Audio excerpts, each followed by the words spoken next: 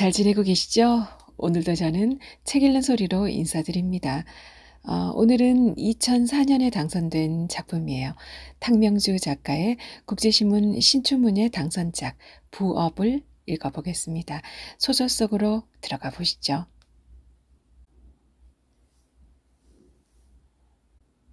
부업, 탕명주. 현관문을 여는 소리에 아래층에서 개들이 짖는다. 무식한 사람들하곤 아예 상종을 하는 게 상책이지. 속으로 미움을 다지며 가만히 문을 닫는다. 어림잡아 개를 67마리나 키우는 208호를 조용히 통과하는 건 불가능하다. 그중 한 마리만 인기척을 들어도 단지가 떠내려 갈 듯 시끄러워지기 때문이다. 나는 헬스 가방을 옆구리에 끼고 조심스레 열쇠를 넣는다. 내 집 문단속을 하는데도 이렇게 도둑처럼 굴어야 하나? 갑자기 부하가 치밀어 오른다. 신경질적으로 열쇠를 빼다가 놓치고 만다. 요란한 쇳소리가 통로를 울리는 동시에 놈들이 컹컹댄다. 오늘도 기분 좋게 집을 나서기는 틀렸다. 나는 이내 발을 구르고 불어 가방으로 난간 손잡이를 텅텅 치며 계단을 내려간다. 208호에는 사람이 없는 게 확실하다. 현관으로 몰려와 컹컹대는 놈들의 기세가 문을 뚫고 나올 것 같다. 며칠 전 세입자 운운하며 되레 큰 소리를 치던 개아짐을 생각하자 다시금 분통이 터진다. 그 앞을 고분고분 내려가지 못하고 눈살에 잔뜩 힘을 주어 현관문을 노려본다. 내 발소리가 멈추자 놈들도 탐색에 들어갔는지 현관문을 기어오르는 발톱 소리만 요란하다. 나는 천천히 발을 들어 사정없이 문을 차고 뛰어내려온다. 계단이 무너질 듯한 괴성이 등 뒤를 쫓아온다. 가슴이 쿵쾅거리면서 야릇한 희열이 차오른다. 입구를 빠져나와 208호를 올려다보자 베란다 버디컬이 슬쩍 흔들린다. 집안에 사람이 있었던 걸까? 시간이 지났는데도 스포츠센터 셔틀버스가 오지 않는다. 아파트를 등지고 서 있는 내 뒤통수가 따끔거린다. 손목 시계를 확인하고 은행 빌라 쪽으로 고개를 뺀다. 한마음 슈퍼 차양 아래 가지런히 진열된 과일들이 보인다. 꽤 넓은 자리를 차지하고 있는 참외는 벌써부터 햇살에 데워졌는지 색이 탁하다. 몸집이 커다란 버스가 한마음 슈퍼를 지우며 다가온다. 나는 셔틀버스에 올라서서 아파트를 돌아본다. 페인트가 바른 저층 아파트의 몰골이 닭장 같다. 기사에게 고개를 까닥여 인사를 하고 빈자리를 살핀다. 맨 뒷자리에 모여앉은 여자들이 눈인사를 건네온다. 가슴선이 도드라진 옷으로 몸뚱이를 가리고 있는 여자들에게 인사를 보내고는 잠깐 망설인다. 함께 섞이고 싶지는 않지만 여자들의 수다를 듣는 건 재미있다. 나는 안으로 걸어가 노랗게 머리를 염색한 여자의 옆좌석에 자리를 잡는다. 버스가 출발하자 부츠를 신은 키 큰 여자를 중심으로 잠시 멈췄던 수다가 시작된다. 공간도 좁은 데다 수다를 떨기에는 그만인 뒷자리. 나는 꼭 몰려다녀야 그림이 되는 이 여자들이 무슨 일을 하는지 안다. 팔목에 녹색 아들을 낀 여자와 노란 염색머리를 보라색 헤어밴드로 넘긴 여자는 장식용 꽃과 리본을 접는다. 이들에게서는 꽃을 접어 전기 송곳으로 고정시킬 때 나일론이 누르면서 피워내는 노린내가 따라다닌다. 블랙톤의 캐주얼 차림에 여름내 부츠를 신고 다니는 키 큰 여자는 크리스마스 트리용 장식초를 조립한다. 그녀는 부업 오야를 겸하고 있어서 흰색 타이탄을 끌고 가끔 내가 사는 동네에 나타난다. 부업거리를 풀거나 완성품을 수거하러 오는 것이다. 나는 그녀의 몸과 목소리에 숨겨진 양면을 안다. 스포츠센터에서 그녀는 화장품 장수처럼 수다스럽다. 그러나 부업 오야로 나타날 때는 다소 거친 제스처로 최대한 말을 아낀다. 부츠 옆에 앉은 여자는 이들과 전혀 어울리지 않는 분위기다. 외양도 깔끔하고 수수한 데다 말씨도 조용한 편이다. 그녀는 자신의 이미지와 꼭 맞게도 보석함 접는 일을 한다. 오늘 화제는 여행지인 모양이다. 녹색 아대가 제주도로 출장 간 동창생 이야기를 꺼내자 여러 지명들이 메뉴로 올라온다. 여자들은 꼭 지방자치구의 홍보부에서 온 사람들 같다. 무조건 자기가 가본 곳이 최고라는 식이다. 안면도가 좋다느니 동해안이 좋다느니 떠들던 여행자들은 부추가 사이판 이야기를 꺼내자 일순 조용해진다. 국내 여행지 안에서라는 화제의 묵계를 깬 부추는 싸구려 물건을 팔듯 사이판을 판다. 산호방파제에 서 있기만 해도 열대어들이 훤히 보이는데 너무너무 이뻐서 누구라도 보면 그냥 빠져들어. 상상이 가냐? 야자나무 이파리 잘라다가 바베큐 요리 얹어서 먹는 맛. 진짜 죽여준다니까. 기껏해야 공항길만 외제 흉내냈지. 솔직히 제주도에 뭐 볼 게 있냐. 그녀의 말에 보라색 헤어밴드가 항의한다. 그런 거야 만날 텔레비에 안 나오나. 내는 고슬고슬한 밥에 다금바리 한 뚝배기 놓고 누릇하게 구워놓은 옥돈 발라 먹는 게 제일로 좋더라. 이 제주도에 안 있는 게 뭐 있노? 양식 묻고 허범제만 뭐 나오나? 말을 하면서 보라색 헤어밴드가 손가락 끝을 쪽 빤다. 여자들이 필요 이상 고개를 주걱거리며 깔깔댄다. 그러나 부추는 쉽게 고집을 꺾지 않는다. 제주도에 터무니없는 물가를 꼬집고 그 돈이면 차라리 동남아 가는 게 낫다며 항공료 숙박비 식비를 조목조목 열거한다. 녹색 아대가 한숨을 짓는 것으로 화제는 끝난다. 아마도 그녀는 콘크리트로 완벽하게 덮인 사이판이 아닌 환상적인 산호섬의 모습을 상상하며 주눅이 들었는지도 모르겠다. 나는 이 여자들의 남편 성격과 입맛, 심지어는 섹스할 때의 버릇까지도 안다. 잠시도 수다를 멈추지 않은 이 여자들과 함께 워킹머신을 하거나 샤워를 하면서 알게 된 내용이다. 그네들의 화제 중 절대적 비중을 차지하는 건 단연 남자 이야기다. 얼마 전부턴 동창생과 작업에 들어간 녹색 아대가 다큐멘터리식으로 연애담을 연재 중이다. 그녀는 자신의 이야기를 꺼내기 전에 업무 보고를 받듯 다른 여자들의 연애 상황을 점검하는 버릇이 있다. 전화 왔어? 혹은 만난 지 오래됐지? 하는 식이다. 그러면 여자들은 경쟁이라도 하듯 파트너의 근황을 보고한다. 이들은 남자 이야기를 감추는 법이 없다. 드러내지 못해 안달난 수다 속에 울버섯처럼 자라나는 외설. 그것은 강한 전염력으로 스포츠센터와 미용실과 카페를 통해 전이되어 가는 것이다. 그것이 이 여자들의 비상구일까? 여기까지 생각하자 그들과 같은 공간에 들어와 있는 무기력한 현실이 참을 수 없다.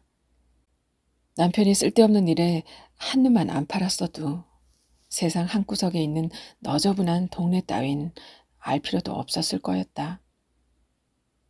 남편은 웹서버를 구축하고 관리하는 회사를 운영하고 있다. 대기업인 P그룹 전산실에 근무할 때에도 틈틈이 베이직 프로그램을 만들어 가외돈을 벌 만큼 그는 자기 분야에서 능력을 인정받았다. 요 몇 년간 남편이 기획한 프로젝트는 인지도를 얻어 국내 유수한 회사들과 연계 업무를 진행하는 중이다. 그가 하락세인 주식을 붙들고 미련을 떨 때만 해도 이렇게까지 추락하리라고는 상상하지 못했다. 언제까지나 특별시 노른자 위 땅에서 품위를 과시하며 동창회나 개 모임에 나가는 날엔 한껏 대접을 받고 가끔은 이 차를 베풀 수 있을 거라 믿었다. 남편의 미련은 한 번에 끝나지 않았다. 어디서 틀림없는 정보를 얻었다며 시아버지를 설득하더니 용인에 있는 선산을 저당 잡히고 시설 자금까지 끌어들였다. 사활을 걸고 투자한 주식은 초반에 가파른 상승세를 탔다. 본전을 찾는가 싶어 입맛을 다실 즈음 조간신문에 대서특필된 해당 회사의 주가 조작설은 미처 손 쓸 새도 없이 수만 주의 주식을 추락시켜 버렸다. 2년 동안 무리한 이자를 감당하며 고집스레 만회할 기회를 엿보던 남편은 결국 부동산을 처분하고 서울 외곽에 있는 이 도시로 거처를 옮겼다. 이사를 온 후 1년이 지났지만 우린 누구에게도 바뀐 전화번호를 가르쳐주지 않았다. 스포츠센터를 나오자 더운 낮 기온에 현기증이 난다. 오늘따라 몸의 리듬과 겉도는 헬스장의 음악이 몹시 거슬렸다. 4개의 대형 스피커가 토해내는 타악기 소리가 머리꼬를 두들겨내는 바람에 속이 다 울렁거렸다. 미지근한 샤워물로 땀을 걷어내고 입구를 나서는데 차나 한잔 하자고 부르는 소리가 들렸다. 즉시 부츠의 목소리를 알아들었지만 뒤도 돌아보지 않고 엘리베이터를 탔다. 앉은 자리에서 밑도 끝도 없이 수다를 떨어대는 건 딱 질색이다. 이놈의 동네에서는 눈을 씻고 찾아봐도 어울릴 만한 사람이 없다. 그나마 유일하게 말을 섞고 지내는 사람이 이웃인 윤이네다. 옆집이기도 하지만 작은 딸 윤서와 내 아이 누리가 같은 유치원에 다니기 때문이다. 먼지가 앉은 노점들을 지나쳐 은행 무인 점포로 들어간다. 급여 수령일이 이틀이나 지나 있다. 생식마을에서 회원제로 대먹는 식료품 값이 밀려있어 오늘까지 입금을 시켜주기로 한 상태다. 자동 인출기 박스는 비어있다. 나는 통장 정리 버튼을 누르고 화면의 숫자판을 들여다본다. 화면은 아무것도 기입하지 않은 채 완료로 넘어간다. 곧바로 통장이 밀려나오면서 기입할 내용이 없습니다. 라는 문구가 뜬다. 이상하다. 그럴 리 없다. 나는 옆 기계로 자리를 옮겨 다시 통장 정리를 해본다. 같은 내용이다. 잠시 당황한 나는 일시적으로 기계가 오작동 중일 거라는 데까지 시간이 미친다. 개똑같아. 툭하면 고장이야.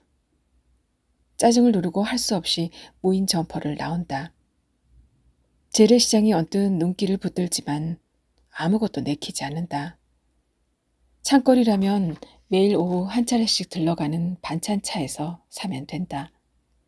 채소며 생선, 과일을 사들고 버스를 타거나 걷는 일만큼 비참한 건 없다. 건너편 스포츠센터 건물 앞에 셔틀버스가 대기하고 있는 것이 보인다. 샤워 후 아침보다 더 요란하게 화장을 했을 4명의 여자들이 건물을 빠져나와 건널목에서 신호 대기한다. 그녀들과 다시 얼굴을 마주치며 눈인사를 나누는 건 끔찍한 일이다. 마침 사거리 신호를 통과한 마을버스가 느리게 다가온다. 구조대를 만난 듯 반갑다. 나는 단번에 그녀를 알아본다. 음식물 쓰레기통을 비우는 여자는 분명 208호다. 며칠 전 말다툼을 한 후로 직접 마주치는 건 처음이다. 나는 그녀를 무시하고 걸어와 한 발 앞서 계단을 올라선다. 발자국 소리를 기다렸다는 듯 개들이 짖어대기 시작한다. 겨우 누르고 있던 부하가 다시 치밀어 오른다. 제 집이나 잘 지키지. 짐승들까지 오만 일에 참견이야? 내가 하는 말을 들었을 테지만 그녀는 아무 대꾸 없이 집 안으로 들어가며 꽝 소리가 나도록 문을 잡아당긴다. 그 서슬에 아우성을 치던 개소리가 딱 그친다. 처음부터 내가 동네 사람들과 뜨악하게 지냈던 건 아니다. 그녀와 불편해지지 않았다면 이웃들과도 그런 대로 지낼 만했을 거였다. 그때 생각을 하면 아직도 내장이 뒤집힌다. 이사 온 지 3달쯤이나 됐을 때던가. 계단 물청소를 하는데 느닷없이 그녀가 시비를 걸어왔다. 아침부터 피아노 소리 좀 안 낼 수 없나? 그 시간이면 아직 한참 잘 시간인데 이건 참는다고 끝나는 것도 아니고 말이야. 요즘 세입자들은 도대체 예의가 없어. 그녀의 말투에 적이가 서려 있었다. 어쩌면 그녀는 내가 시끄럽다고 시비 붙을까봐 연막을 친 건지도 몰랐다. 하지만 소음에 관해서라면 나도 할 말이 있었다. 개 짖는 소리는 괜찮고 피아노 소리는 소음이에요. 한두 마리도 아니고 떼거리로 짖어대는 걸 가지고. 그러자 그녀는 말도 안 되는 억지로 핏대를 세웠다. 세입자면 조용히 살다 가든가 공동주택에 안 살면 될 것이지 젊은 게 어따 대고 바락바락 말대꾸냐는 거였다. 세입자 오 누나는 그녀의 말에 분한 건 둘째치고 우선 말문이 막혔다. 나는 빗자루를 내던지고 집으로 들어가 버렸다. 이상한 건 그 후로 온 동네가 나를 두고 쑥은대는 거였다. 초록은 동색이라고 구질구질한 주제들끼리 통하는 게 있는 모양이었다. 그때부터 사람들과 마주치기가 싫었다. 간혹 쟁반을 들고 위아랫집을 오르내리는 개아짐과 마주쳤다. 여자들끼리 주고받는 웃음 속에 치사스런 모의가 느껴졌다. 그럴 때마다 그냥 무시했다. 모두가 한통속이라고 치부해버리는 게 오히려 속이 편했다. 어차피 그네들이 내 덕에 사는 것도 아니고 내가 그네들 덕에 사는 것도 아니었다. 진짜 참을 수 없는 건 시도 때도 없이 짖어대는 개새끼들의 소음이었다. 인후통으로 고생하던 며칠 전에도 그랬다. 무슨 일인지 아침부터 개가 짖었다. 그런 날엔 음악이라도 틀어놓고 청소기를 돌리거나 세탁을 하면 되었다. 하지만 몸살 기운 때문에 오디오 음향조차 가시처럼 신경을 긁어댔다. 개가 짖을 때마다 못질을 당하듯 머리통이 울렸다. 차라리 밖으로 나가는 편이 나을 듯 싶었다. 이빈호가에 다녀오는 길에 때마침 외출해서 돌아오는 개아짐과 마주쳤다. 그동안은 불어 상종을 피했지만 그날은 그러고 싶지가 않았다. 오히려 잘 만났다 싶었다. 집 비울 땐 개를 풀어놓나 봐요? 도대체 몇 마리나 되는 거예요? 작정하고 물었지만 그녀는 못 들은 체하고 나를 지나갔다. 큰 걸음으로 그녀를 따라잡으며 다시 물었다. 떳떳하지 못하면 차라리 양해를 구하던가. 안 그럼 상식을 지켜야 되는 거 아니에요? 그제서야 개아짐이 굳은 표정으로 천천히 돌아섰다. 그녀와 비스듬히 마주선 내 눈에 108호 여자가 마당으로 들어서는 게 보였다. 개아짐이 반색을 하며 108호에게 인사를 건넸다. 굳어졌다 웃었다를 반복하는 개아짐의 표정이 뻔뻔하다 못해 야비했다. 쭈뼛대며 다가온 여자는 우리를 지나쳐 계단 입구로 들어섰다. 동시에 기습적으로 개들이 짖기 시작했다. 저것 봐요. 저 개새끼들 때문에 내 집 드나들면서 왜 맨날 놀래고 불쾌해야 돼요? 이거야말로 폭력이라고요. 한 통로에 살면서 다투기 싫어서 말을 하니 그렇지 다들 똑같을걸요? 잔뜩 벼르던 참이어서 나는 본질적인 문제를 거론했다. 그러자 개아짐이 침을 튀기며 대꾸했다. 아니 이 애팬네가 말이면 단 줄 알아? 애새끼들 둘씩 셋씩 몰켜다니며 시도 때도 없이 소란 피우는 거에다 비해? 어따 대고 폭력 운운이야. 참으로 어처구니 없는 반론이었다. 아줌마, 어떻게 사람하고 짐승을 비교해요? 애들도 몰켜다닐 시간이 있는 거지. 아무 때나 할 일도 안 하고 다닌답니까? 내 말이 끝나기가 무섭게 얼굴을 찔러댈 듯 손가락이 올라왔다. 이런 쌍스러운 종자들이 또 있을까? 계단을 텅텅 치고 안다니나 오밤중에 피아노를 안 쳐대나 위아래도 못 알아보는 싹바가지들 하군. 택? 침까지 뱉어내며 늘어놓는 그녀의 윗사람 사설에 나는 참았던 분통이 터졌다. 얼마나 차이가 난다고 그래요. 아줌마가 70이 됐어요. 80이 됐어요.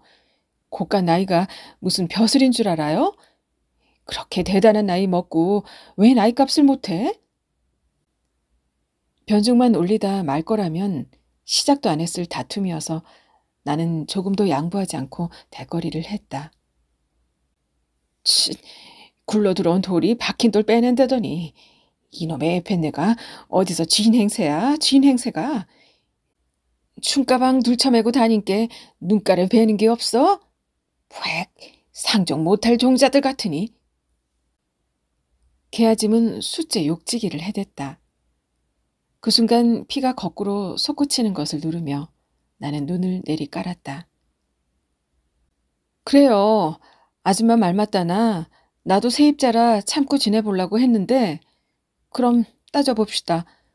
공동주택에 살려면 집주인도 기본 매너는 지켜야지 세입자만 지키라는 법 있어요? 그런 지랄 같은 법 있냐고요. 이것도 집이라고 유세야. 한국 사람이 한국말 못 알아듣는데 게다가 뭔 말을 더 못해? 내 비아냥거림에 개아짐의 얼굴이 순식간에 서슬프르게 변해 부들부들 떨렸다. 겁날 건 없었다. 오히려 내친김에 한마디 더 보탰다. 그러다 한 대 치겠네. 돈 많으면 한 대 쳐봐요. 사람들이 모조리 바보라서 가만히 있는 줄 아나 본데 똥이 더러워서 피하지 무서워서 피해? 순간 개아짐의 얼굴이 천천히 누그러졌다. 광기가 가시는 그녀의 얼굴이 섬뜩했다. 아무 말 없이 그녀가 돌아서지 않았다면 무슨 결론이 났을까? 아무 소득도 없는 말싸움이란 소모전일 뿐 차라리 그 편이 나았을지도 몰랐다. 개아짐이 집안에 있어서인지 개소리가 잠잠하다. 개아짐 내 현관문을 노려보다 올라와 옆집 윤인의 초인종을 누른다. 문을 따준 그녀는 라디오 소리부터 줄이고 일자리로 돌아간다. 헬스 갔다 와요? 일거리를 집어들며 의례적으로 묻는다. 그녀가 꿰매는 가죽은 캐주얼 단화의 바닥을 뺀 나머지 부분이다. 완성품은 공장에서 바닥을 붙여 상점으로 나간다. 꿰맨 자리가 두드러진 가죽이 복주머니 같다. 그것이 어떻게 신발이 될 수 있는지 나는 언제나 신기하다. 다 꿰맨 가죽을 플라스틱 바구니에 던져넣은 그녀가 베란다로 나간다. 세탁물을 처리하고 들어오는 그녀의 손에 유리병이 들려있다. 아무리 건강이 최고라지만 티백 홍차를 우린 물에 균을 배양해 유산균 음료를 만들어 먹는 그녀의 정성은 감탄할 만하다. 한 컵 가득 따른 시디신 음료가 그녀의 목으로 넘어간다. 입안에 가득 고여있는 침을 삼키며 묻는다. 아침엔 개들이 왜 그 난리를 쳤대요? 커피잔에 얼음을 넣으며 그녀가 대꾸한다. 알게 뭐래요. 언제 개새끼들이 신고하고 지쳤남? 하긴 그렇다. 잔을 건네고 자리에 앉은 그녀가 익숙한 손놀림으로 가죽 묶음을 풀고 조각을 집어든다. 저 집 애들은 공부가 될까 몰라. 시끄럽고 귀찮을 텐데. 혼잣말을 하곤 냉커피를 들이켠다. 귀찮은 거 부담도 개털이 그렇게 안 좋다잖아요. 알게 모르게 호흡기 속으로 들어간 개털 때문에 죽은 사람도 있다던데. 오로지 자신의 관심사에만 신경을 집중하는 그녀지만 내 혼잣말을 알아들었던 모양이다. 제 집 식구야. 개 때문에 죽든 말든 무슨 상관이람. 온 동네가 눈치 보고 사는 마당에. 아래 윗집에서 말할 사람들이 입을 봉하고 있으니 할 수 없지. 내 말에 맞장구를 넣으며 그녀가 한숨을 내쉰다. 언젠가 108호 여자가 외출해서 돌아오는 208호 여자를 불러 세웠다. 모처럼 친정 엄마가 들렀는데 시끄러워서 한나절도 못 견디고 돌아갔다는 항이었다. 208호 여자는 태연하게 대꾸했다. 식구들이 나가면서 방문을 열어놓는 바람에 애들이 거실에 나와 놀았나 보다고. 그녀는 걔를 꼭 애라고 불렀다. 그녀의 말을 듣다 보면 함부로 개새끼라고 부른 사람이 무안해졌다. 처음 2마리를 키우다가 성대수술한 애를 주어서 셋이 됐다며 줄줄이 개 족보를 들먹이던 여자는 너무너무 이쁜 새끼를 4마리나 낳았다고 했다. 충격을 완화한 7이라는 숫자는 그렇게 공인되었다. 그 후로 그녀는 틈만 나면 108호에 잡채나 고구마 등 간식을 날랐다. 108호 여자는 208원의 아이들이 개를 너무 좋아해서 사춘기가 지나갈 때까지만 키울 거라고 전했다. 개를 키운 뒤부터 아이들이 친구들과 쏘다니는 대신 집에서 시간을 보낸다는 거였다. 호흡기 질환도 고질병이래요. 아침에 그것 보느라 일도 못했구만. 한참 자기 생각에 빠져있던 윤희네가 걱정거리를 털어놓듯 말한다. 그것도 염증이 머리로 올라가면 죽는데요. 아침마다 시청자들의 건강 운운하는 프로를 보며 마음을 빼앗기는 그녀답다. 마치 자신의 증상이라도 되는 듯 심각해지는 그녀의 말을 자르기 위해 결론을 내린다.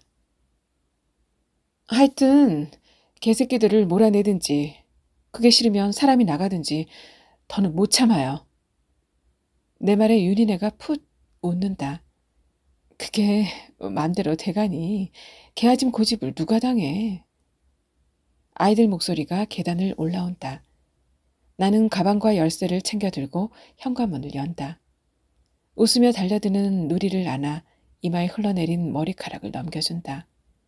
손끝에 땀이 묻어나온다. 더 놀고 싶다는 누리에게 윤희네가 타이른다. 우리 윤서는 금방 병원 갈 건데 갔다 오면 놀아라. 누리는 결국 울음을 터뜨린다. 나는 심란해져서 누리를 데리고 집으로 건너온다.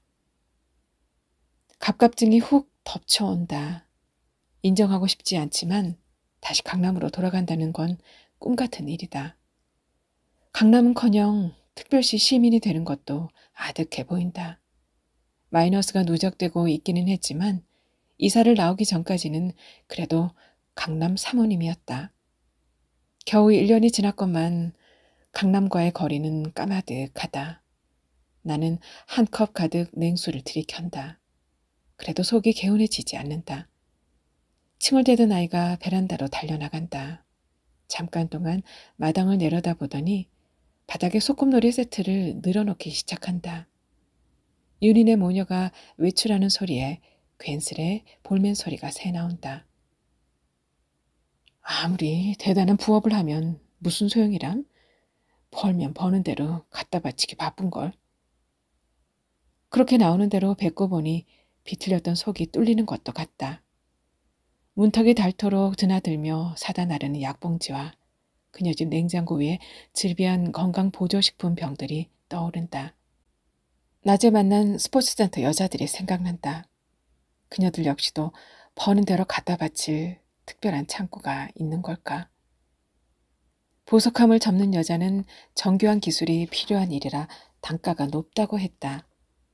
부업해서 2아이 과외 비용을 충당하고 있다며 자랑스러워했다.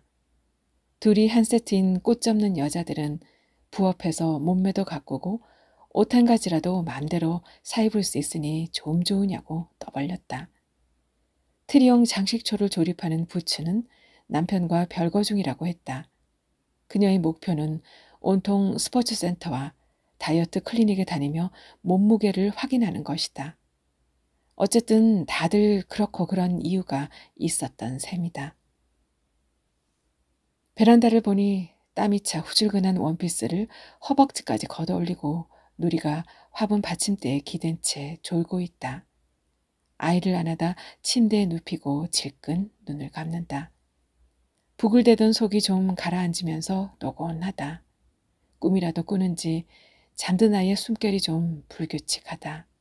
곁에 누워 혼니부를 끌어다 덮는다. 계단에서 사납게 짖는 개소리와 함께 아이의 비명소리가 들린다. 뭔 일이래? 나와 동시에 현관문을 연 윤희네가 재빨리 신발을 꿰고 계단을 내달린다. 언제 돌아왔는지 외출복 차림이다. 개 짖는 소리가 요란한 2층 계단에 파랗게 질린 아이를 껴안고 207호 여자가 앉아있다. 물렸어요? 윤인의 호들갑에 207호 여자가 시선을 일별하고 일어난다. 바지단을 걷어붙인 아이의 종아리가 힘없이 흔들린다. 애가 놀랬나 봐요. 아이고, 어떡해? 아이를 안은 채 계단을 내려가는 207호를 따라가며 윤인애가 말을 시킨다. 207호는 석 달 전 집을 사서 이사 온 여자다. 파트타임으로 우편물 분리를 하러 다니는 여자는 오후 서너 시가 지나야 집에 들어온다. 퇴근길에 유아원에서 아이를 데려온다고 했다. 매번 놀라면서도 사내아이가 호기심이 많아 옆집 대문을 쳐서 개소리를 확인한다고 했던가? 계단 창문으로 내다보니 개선장군처럼 가방을 받아들고 앞장선 윤희네가 무슨 말인가를 주워 섬기며 207호와 함께 마당을 빠져나간다. 무슨 신나는 일이라도 만난 양 수선을 피우는 윤희네가 낯설다. 왼수놈의 짐승들 처먹는 게 아깝지. 들어가지 못해. 이 급살 맞을 놈의 짐승 새끼들. 들어가란 말이야. 개아짐이 개들을 몰아넣는 소리가 들린다. 잘못한 아이를 매질하듯 모질게 이어지는 말소리가 간간히 방바닥을 치는 나무 토막 소리에 잘린다. 통로의 공명 때문에 울부짖음이 한층 더 음울하다. 악다구니에도 불구하고 씨름하는 소리는 질기게 계속된다. 어쩌다 뒤엉킨 소음이 들리기는 하지만 개들에게 욕설을 퍼붓는 건 처음이다. 무작정 짜증을 누르고 서 있다가 갑자기 의기양양한 생각이 든다. 윤희네가 큰 걸음으로 계단을 올라온다. 2층으로 올라서자마자 곧바로 앵커맨처럼 중계를 시작한다. 207호가 현관문을 따는 동안 아이가 덜 다친 옆집 현관문을 건드렸단다. 문틈으로 뛰어나온 개가 말릴 새도 없이 아이의 정강이를 물었고 비명소리를 들은 개아짐이 아래층에서 뛰어올라왔다는 말이다. 택시를 잡아주고 병원 가서 검사부터 하라고 시켰다며 윤희네는 208호 집 현관문을 슬쩍 열어본다. 집안에 갇혀있던 아우성이 계단으로 밀려 나온다. 흰 개 한 마리가 낑낑대며 부엌 쪽으로 뒷걸음을 친다. 짖지 못하는 걸로 보아 놈의 성대를 제거한 모양이다. 화분 틈에서 내다보는 강아지들도 있다. 알고 있던 것보다 훨씬 숫자가 많은 개 때문이 아니라 벌어지는 풍경이 놀랍다. 문간방 문틈으로 악착같이 대가리를 내밀며 울부짖는 개들에게 사정없이 빗자루가 떨어진다. 개아짐이 바지를 엉덩이에 걸친 채 빗자루를 휘두를 때마다 풍성한 살점이 따로 놀며 출렁댄다. 그 악슬에 욕설을 쏟으며 문간방을 수습하고 돌아서는 그녀의 얼굴이 눈물로 번들거린다. 미처 현관문이 열린 줄 몰랐던지 우리를 본 그녀가 당황해하며 손바닥으로 눈물을 훔쳐낸다. 애는 저 엄마랑 병원 갔어요. 윤희네가 냉큼 보고한다. 개아짐은 대답 대신 신발장 틈으로 빗자루를 우겨 넣을 뿐이다. 굳은 표정으로 거실에 널린 수건이며 휴지통을 치우는 그녀의 행동거지가 거칠다. 뭔가 할 말이 있는 듯 현관문을 붙들고 서 있던 윤희네가 입술을 실룩인다. 나는 윤희네 어깨를 툭 건드리고 눈짓을 준다. 함께 돌아서는데 개아짐의 목소리가 뒤통수를 친다. 쟨, 변변치 못한 애패네들. 애새끼 하나 건사 못하는 위인들이 입만 살아선. 마치 나더러 들으라고 하는 소리 같다. 비위가 뒤집혀 단숨에 계단을 올라온 나는 일단 윤희네 집으로 따라 들어간다. 적반하장이라더니 누구한테 욕하는 거예요 지금? 아짐 뻔뻔스럽네. 윤희네도 그만 혀를 찬다. 그녀가 개아짐에게 감정을 드러내는 건 처음이다. 개아짐의 일방적 의도이긴 하지만 그녀와 개아짐은 특별한 관계다. 전라도 억양이 남아있는 그녀의 말투를 붙들고 동양 사람이라며 야단스레 편애를 해왔던 것이다. 필요하다 싶으면 아무한테나 써먹는 말인 줄 알기에 정작 윤희네는 그녀의 고향을 모른다고 했다. 잘 됐어요. 이 기회 결단을 내야지 한 줄에서 안 만날 수도 없고 애들하고 맘 놓고 살겠어요 어디? 참말로 뭘 믿고 저렇게 떳떳하대? 사단은 애저녁에 나부럽고만도. 혀를 차며 윤희네가 일거리를 집어든다. 이해할 수 없다. 아무리 몰상식한 사람이라도 제 집 개가 사고를 내는데 어찌 저리 뻔뻔할 수 있을까? 그러니 시끄럽다는 소리 따위에 신경 쓸 위인이 애초부터 아니었던 거다. 광견병이 얼마나 무서운데 절대 그냥 넘어가면 안 돼요. 윤희네가 고개를 번쩍 들더니 입술을 실룩거린다. 이참에 아주 단판을 내야 한다고요. 한 집 취미생활 하는데 여러 사람 목숨 걸 일이 있어요? 꼭 해야겠다면 천상 단독주택 살아야지. 별 수 없잖아요. 갈라면 벌써 갔지. 뭐 한다고 버텨? 글쎄 그건 그 집 사정이죠. 한 번 문 놈이 또 물지 말란 법 있어요? 그녀가 다시 위 이빨로 입술을 꾹 누른다. 그래도 사람만 안 나쁘면 잘들 살아야지. 기가 막히다. 기껏 입을 맞추다 말고 변덕이 난 이유가 뭘까? 아짐 신장이 병이 나서 언제적부터 변변이 치료도 못 받고 산디. 알만하다. 환자 앞에선 무조건 후회지는 그녀 특유의 인심이 발동한 것이다. 누가 먼저 나쁘게 굴었는데요. 겉두다 뿌린 대로 거두는 거지 뭐. 대꾸는 했지만 구멍난 풍선처럼 바람이 빠지는 기분이다. 사람 몸 아픈데 뭐인들 보이겠어. 그저 안 됐잖아요. 누군들 아프고 잡은 사람이 있을까. 윤희네가 한숨을 푹 쉰다. 그녀와는 어차피 결론이 안 나오는 이야기다. 하지만 이번에 기회를 놓치면 여기서 이사 나가는 날까지 저 개들의 악다구니 속에 살아야 한다. 그것만은 참을 수 없다. 갑자기 마음이 급해진다. 마음 같아서는 동네를 한 바퀴 돌면서 연판장이라도 돌리고 싶다. 발빠른 개아짐이 벌써 207호에 입을 맞기 전에 공론화 시켜야 한다. 나는 벌떡 일어나 베란다 밖을 내다본다. 빈 주차장으로 포장을 반쯤 걷어올린 트럭이 들어서는 게 보인다. 반찬차다. 신선한 채소가 왔어요. 빛깔 좋은 과일이 왔어요. 싱싱한 생선이 왔어요. 느린 박자의 구성진 목소리가 확성기를 통해 울린다. 산지에서 공급하는 값싸고 맛 좋은 생물이 왔어요. 고루고루 왔어요. 리듬을 실어 기분 좋게 채근하는 스피커 소리에 윤희네가 일어선다. 부스럭거리며 잔돈을 챙겨드는 그녀를 따라 내려간다. 마당에는 앞동 여자 두엇과 우리 줄 여자들이 나와 있다. 여자들과 눈인사를 나누고 순두부 한 국자를 샀더니 덤이 반 국자다. 저 병원 갔던 사람 오네. 윤희네가 소리쳐 돌아보니 마당으로 들어선 택시에서 207호가 아이를 데리고 내린다. 저 집 왜 그래요? 508호가 묻는다. 애가 208호 개한테 물렸어요. 개 물리는 것이 보통 위험한 일이 아닌데 그래도 개아짐 눈썹 하나 까딱 않더라고요. 내 말에 눈이 등잔만해진 여자들 시선이 애한테 쏠린다. 애는 어떻게 됐어요?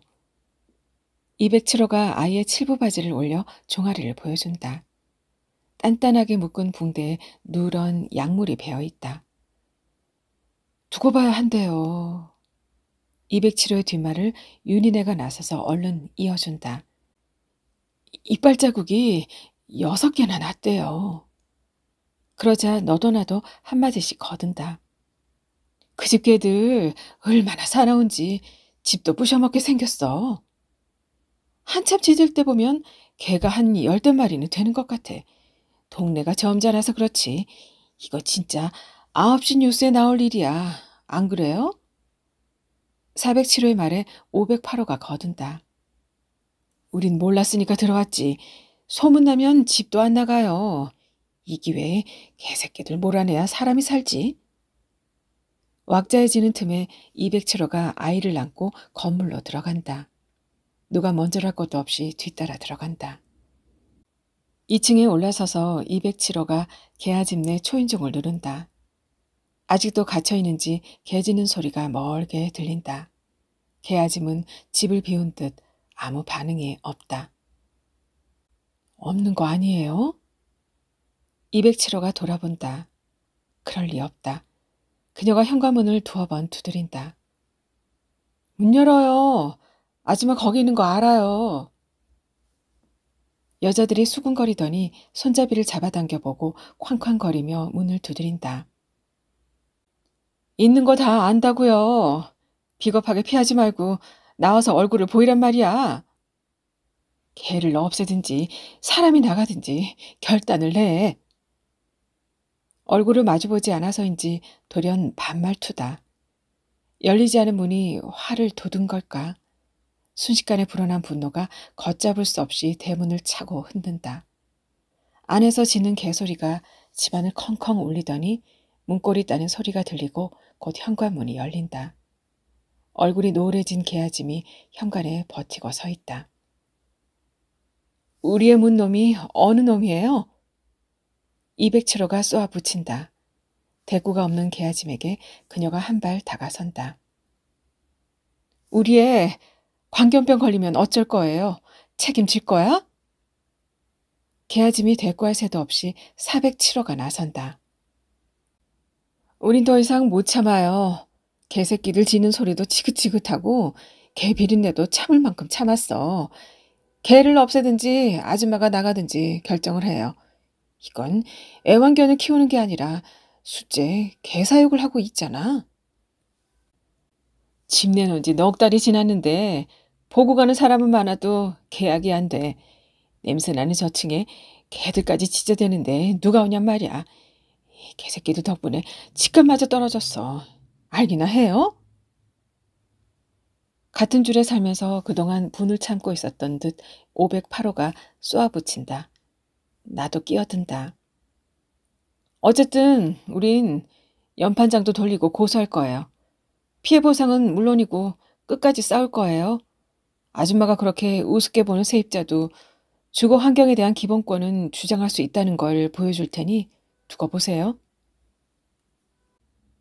내 말이 끝나기도 전에 개아짐이 털썩 주저앉더니 핏기가 가신 입술로 가쁜 숨을 몰아쉰다. 그만들 해. 윤희네가 개아짐의 등을 냉큼 받쳐내며 소리친다. 신장이 안 좋은데 치료도 못하고 있다던 그녀의 말이 생각나 더러 겁도 나지만 연기를 하는 게 아닌가 의심스럽기도 하다. 한참 숨고르기를 하던 개아짐이 느리게 내뱉는다. 집이들은 애들 없는가? 새끼들 안 켜? 그러곤 숨이 안 쉬어지는 듯 가슴을 친다. 이 징한 것을 나라고 하고 싶어서 하는 줄 아나? 못할 짓인 건 내가 할 소리네. 내 가진 거라곤 이놈의 집밖에 없는데 허리도 못 쓰는 우리 집 양반 일자리 털어먹고 나댕기지. 나도 몸뚱이는 아파 쌌고 내가 무슨 재간 있냐고. 집이 애들은 그래도 애미애비는 있잖아. 불쌍한 우리 조카 새끼들 데려다 먹이지도 못하고 입히지도 못하고 산디 내 맘 졸이는 걸 누가 안가. 개새끼라도 팔아 묵어야 내가 산 게 사람이 살고 봐야지. 인자 집 떠날 날도 머지않았는디 불쌍한 그 새끼들 고등학교는 개켜야 할 거 아닌가. 나 내놓을 것은 목숨밖에 없어. 가이들 데리고 있는 동안은 내 죽인 때도 할 수. 개아짐의 말소리가 목울음에 잠겨버린다. 윤희네가 찬물을 떠오는 동안 고개를 떨구고 있던 여자들이 하나둘 흩어진다. 칭얼거리는 아이를 달래며 207호가 집으로 들어가 버리자 통로엔 나 혼자뿐이다. 잦은 울음을 삼키는 개아짐과 윤희네를 두고 계단을 올라온다. 쇳덩이라도 매달린 듯 발이 무겁다. 어둑한 창밖을 보며 남편의 휴대폰으로 전화를 건다. 구멍이라도 난 듯 가슴이 헛헛해지고 자꾸만 눈밑이 시리다. 전화는 불통이다. 손가락 하나도 움직일 의욕이 나지 않아 아이 옆에 다시 눕는다. 베란다 창으로 멀리 산 중턱을 가로지르는 서울 외곽순환 고속도로가 보인다. 특별시를 중심으로 띠를 둘러 안팎을 구별한 느낌 때문에 저 도로를 볼 적마다 마음이 상한다. 퇴근 무렵인데도 교통체증 없이 연속 질주하는 자동차 불빛이 검은 산 중턱에 야광띠를 이루고 있다. 그 아래 산밑을 지나는 산업도로는 언제나처럼 정체 중이다. 종일 밀리다시피 하는 그 도로는 복잡한 재래시장 같다. 낯익은 풍경이다.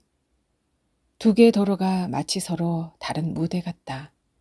질주하는 순환도로가 특별시로 입성하는 무대라면 정체 중인 산업도로는 변두리로 내려가는 무대다. 지금 나는 저 자잘한 불빛들 사이에 끼어 옴짝 달싹 못한 채 변두리로 마냥 흘러가고 있는 것이다.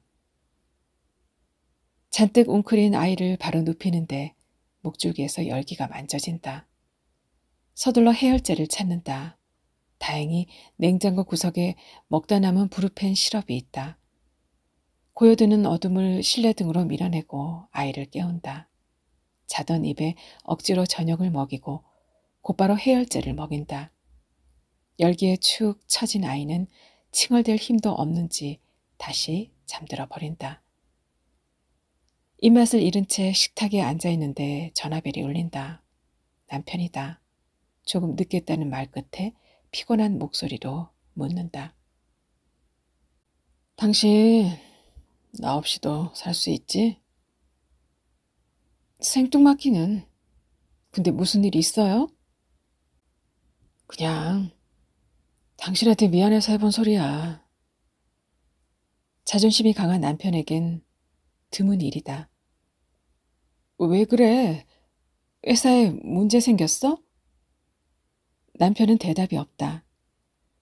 당신이 뭘 또 잘못한 거야? 한참을 더 침묵하고 있던 그가 입을 연다. 그래, 재수없게 경쟁사 프로젝트를 유출하다 걸려들었어. 그럼 어떻게 되는 거야? 가슴이 철렁 내려앉아 다그친다. 복잡해. 어물 못 막아서 연장 걸어놓고 있었는데 약속한 업체에선 결제도 안 나오고 미치겠다. 무슨 소리야. 일 저지른 지 얼마나 됐다고 또 그래. 나도 모르게 소리를 질러버린다. 수화기 저편에서 들려오는 숨소리가 무겁다. 어떻게든 해결이 되겠지. 당분간 못 들어가도 누리 잘 챙기고 있어. 누가 전화하면 나하고 연락 안 된다고 해. 알았지? 감정을 수습하는 남편의 목소리에서 불길함이 느껴진다.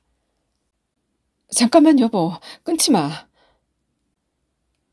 그러나 전화는 이미 끊긴 뒤다. 브레이크를 건 듯 심장이 제대로 뛰지 않는다. 곧바로 남편의 휴대폰으로 전화를 걸어본다. 불통이다.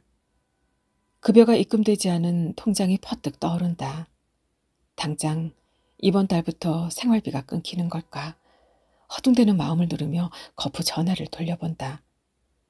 회사 전화도 받지 않기는 마찬가지다. 동어 반복을 계속하는 부재중 서비스에 치가 떨린다. 순식간에 몸에서 열기가 빠져나가는 것 같다. 해열제를 한 번 더 먹였는데도 아이는 두어 시간 열이 내렸다가 다시 뜨거워져 있다. 11시면 약국도 문을 닫은 시간이다. 혹시나 하는 기대로 윤희네로 전화를 건다. 좌약을 찾아든 그녀가 당장 건너온다. 젠장 병원을 가야지. 이 밤까지 알을 고생시키네. 그녀는 핀잔부터 한다. 누리에 임하며 목줄기를 만져본 그녀가 혀를 찬다. 코로 열기를 뿜어내는 아이에게 좌약을 투입하는 사이 그녀가 얼음팩을 만든다. 얼음 찜질을 하는 동안 아이는 홍옥처럼 들뜬 얼굴을 부르르 떤다. 그녀가 거즈에 찬물을 적셔와 아이의 팔이며 다리를 씻어낸다. 숨구멍이 맥히지 않아야 열이 빠질 텐데. 늦은 시간에 달려와준 그녀가 새삼 고마워 눈시울이 뜨거워진다. 열만 떨어지면 별일도 아닌데 아이고 내가 쓰잘데기 없이 소란만 떨었네. 대래 그녀가 무안해한다. 누리 아빤 오늘따라 늦네. 나는 고개만 끄덕인다. 남편을 생각하자 가슴이 콱 메인다.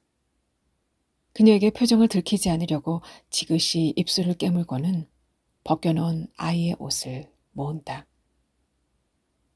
한 꾸러미 마저 끝내고 자야지. 그녀가 서둘러 일어선다. 밤일까지 할 만큼 그렇게 일이 많아요?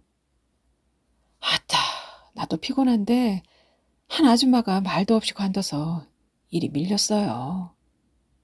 그녀의 말에 갑자기 귀가 뜨인다. 그거 아무나 해도 돼요? 거하면 한 달에 얼마나 나와요? 얼결에 내 입에서 튀어나온 말이다. 그녀가 주춤한다. 동네에서 누가 한다고 하면 일은 대주겠다고 누누이 말해오던 차다. 누구 할 사람 있어요? 그녀가 눈을 맞추며 다가선다. 그냥 좀 해볼까 싶어서요. 확신이 안 서는 목소리로 대답은 했지만 그녀의 시선을 똑바로 볼 수가 없다. 대답 대신 그녀가 끄룩 웃는다. 누리네요? 아이고 별일이네. 누리 엄마같이 고운 사람이 할 게 따로 있지. 거 힘들어 못해요. 우리네야 어쩔 수 없어서 하는 거지. 어색한 웃음을 남기고 건너가 버린다. 얼굴이 화끈하면서 느닷없이 문화센터 여자들이 떠오른다. 보석 상자를 붙이거나 접은 리본을 지지느라 거칠어진 손들. 구질구질해. 구차스런 생각을 떨쳐내려 세차게 머리를 흔들어 보지만 소용이 없다. 문틈으로 악착같이 대가리를 내밀며 빗자루를 맞던 개들과 그 악슬에 욕설을 퍼부으며 매질을 하는 개아짐의 모습이 따라붙는다.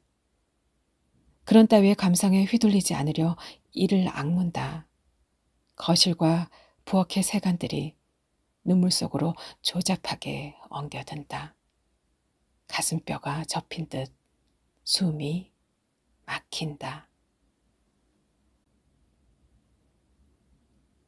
네, 탕명주 작가의 부업 함께 감상하셨습니다.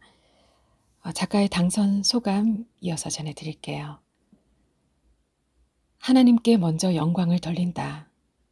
작품을 보내놓고 폴이 폐염 전에 갔다.